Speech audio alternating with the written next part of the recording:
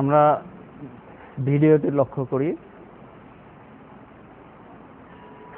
এখন একটা কনিক্যাল ফ্লাস্কের ভিতরে 100 ml খর পানি নেওয়া আছে এবং অন্য একটি কনিক্যাল ফ্লাস্কের ট্যাপ থেকে 100 ml মৃদু পানি নেওয়া হচ্ছে। খর পানি এবং মৃদু পানি উভয় কনিক্যাল ফ্লাস্কে 5 ফোঁটা করে সাবান মেশানো হলো।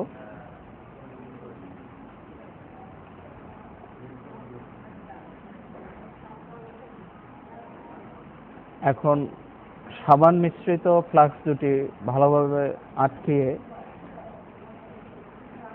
ঝাঁকানো হচ্ছে।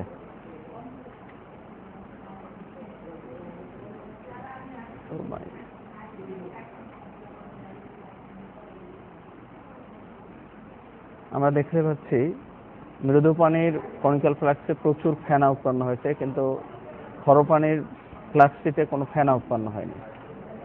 খর পানির ফ্লাস্কটির ভিতরে পুনরায় আরো 15 ফোঁটা সাবান মিশানো হলো। এবার পুনরায় ঝাঁকানো হচ্ছে। তারপরে দেখা যাচ্ছে যে তেমন ফেনা হয়নি। এর থেকে বোঝা যাচ্ছে যে খর পানিতে সাবানের ফেনা উৎপাদন করে কম এবং মৃদু পানিতে ফেনা বেশি হয়, যার জন্য মৃদু পানিতে আমাদের কাপড় চোপড় বা ধোয়া মোছা করা উত্তম।